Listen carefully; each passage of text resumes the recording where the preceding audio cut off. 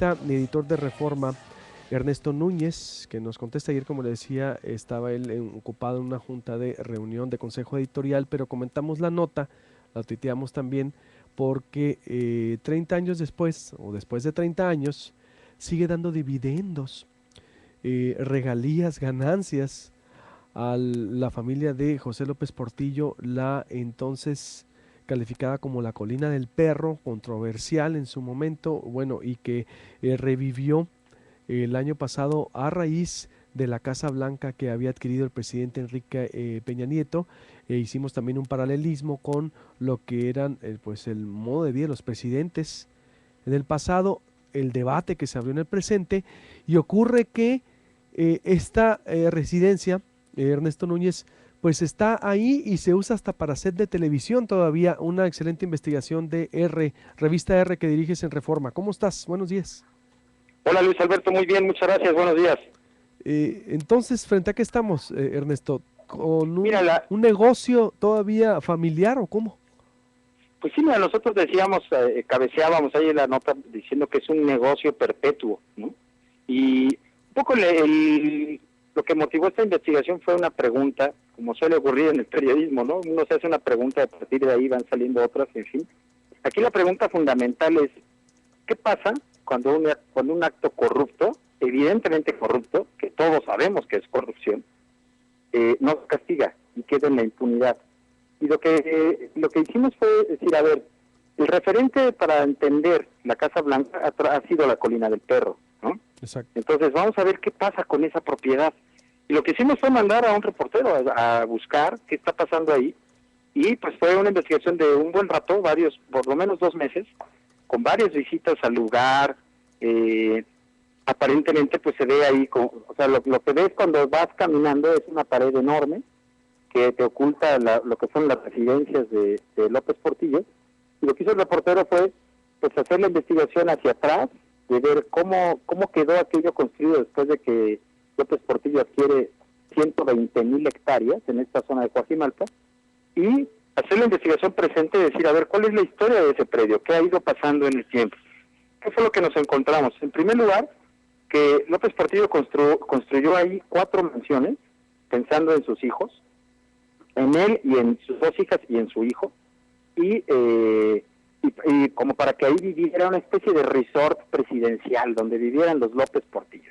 120,000 hectáreas, 120,000 metros, perdón, es una cantidad enorme, y sobre todo pensando que hoy eso es Bosques de las Lomas, ¿no? Es una de las zonas residenciales más importantes de la capital del país y del propio país, ¿no?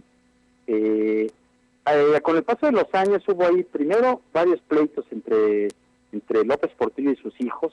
Muere su esposa, se vuelve a casar, se casa con Sasha Montenegro, tiene un pleito legal con sus hijos por las propiedades, y después de muchos pleitos legales, la pregunta era, bueno, ¿y hoy qué pasa ahí?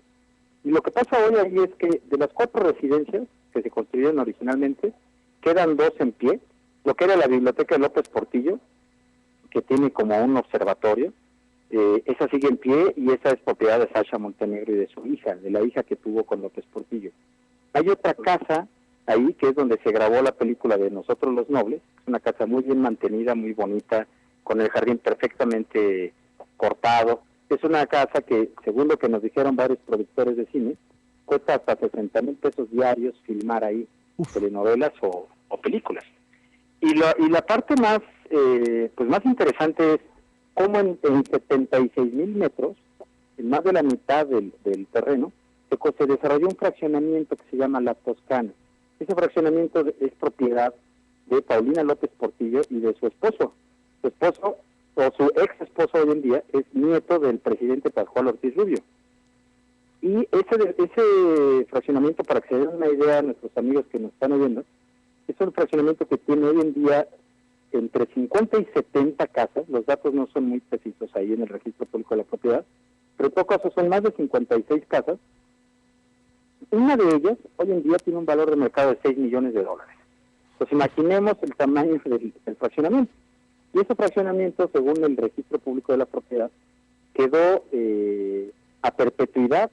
Los fraccionadores, o los que compran ahí, perdón, le pagan al fraccionamiento por el uso de todas las vías interiores, por la casa club, por las fuentes, por toda la vialidad interna del fraccionamiento. Y por eso decimos que es un negocio perpetuo, porque hoy en día la familia del expresidente se sigue beneficiando de una propiedad que en su momento quedó claro que, bueno, por lo menos era riqueza inexplicable. O sea, no había manera de comprobar que se hubieran comprado legalmente esa cantidad de terreno y se hayan construido esas mansiones ahí. La explicación, bueno... Sí, no, adelante, escuchamos. La explicación que dio López Portillo en su libro de mis tiempos, que vale mucho la pena leerlo después, es un testimonio pues hecho con una desfachatez en sí mismo increíble, pero lo que dice López Portillo ahí es que el terreno se lo vendieron a él en 17 millones de pesos, que quien se lo vendió no quiso hacer negocio con la familia del presidente y por lo tanto se lo vendió en nada, no era nada de ese dinero. Es cierto, nada para estos niveles, pues, ¿no? Ya queremos ver tú y yo. En cantidad de hoy serían 17,000 pesos, ¿o no? No, al día de hoy serían 22 millones de pesos. 22 millones. Nosotros hicimos la conversión de lo que valdría. Pero 22 millones de pesos no es ni lo que vale una de las casas de la Toscana. O sea que, se lo vendió muy barato y además de todo, el que era regente de la ciudad, que era el profesor Jan González, él le presta 200 millones de pesos, dice López Portillo. Él me prestó 200 millones para construir 4 casas. Nuestros amigos del auditorio que pues más viejos, que tengan más de 50 años, pues se acordarán de que siempre había rumores en torno a esa Colina del Perro, se sabía que había trabajadores de la Secretaría de Desarrollo Urbano trabajando ahí, maquinaria del gobierno metida ahí, todo el último año de gobierno de López Portillo, que los terrenos los adquiere a finales del 81, y todo el 82 es construcción a marcha forzada de estas residencias. Cuando él sale ya del gobierno, cuando él está a punto de salir del gobierno, o en su último año, un diputado del PSUM valientemente sube a tribuna y hace la denuncia pública. Y es en ese momento cuando el semanario Proceso, sí, en ese momento dirigido por don Julio Scherer, se mete a hacer la investigación y es como va con este asunto, ¿no? Entonces, a nosotros nos interesó mucho revivir la historia por los paralelismos, ¿no? Una investigación periodística revela que hay una casa adquirida de manera irregular, donde hay de por medio colaboradores ayudando al presidente a hacerse de esa propiedad, donde hay de por medio empresarios que tienen contratos con el gobierno federal, ayudando al presidente a hacerse de esa propiedad. Digo, como que nos suena un poco, ¿no?, a algo que está ocurriendo hoy en día. Sí, fue lo que adquirió, exacto, importancia, como decías, es un referente, un paralelismo para entender lo que ocurría antes y lo que se supone eso ya no debía pasar 30 años después, Ernesto, dentro de la nueva vida pública de la clase política, pero todo lo contrario, se sigue presentando esto. Mira, mucho se ha comentado, y ahí lo han comentado analistas contigo en tu programa, de cómo de pronto da la impresión de que esta gente que está gobernando ahí, da la impresión de que creen que llegaron otra vez al México de los 70, ¿no? Sí. Donde pueden hacer lo que quieran, le pueden acallar a una periodista, donde pueden comprar una casota sin que nadie los tenga ni siquiera derecho a cuestionarlos. Esa actitud de Angélica Rivera, por ejemplo, regañándonos en su mensaje de casi por qué se meten en mi vida, pues es esa actitud de pensar que volvieron esos tiempos, y pues no, pues un poco lo que nosotros decimos, bueno, puede decir, a ver, ¿qué pasó con esa propiedad? ¿Qué es lo que pasa cuando la corrupción no se combate? Cuando queda impune, ¿qué pasa? Pues se reproduce y va generando usufructos a quien cometió ese acto corrupto.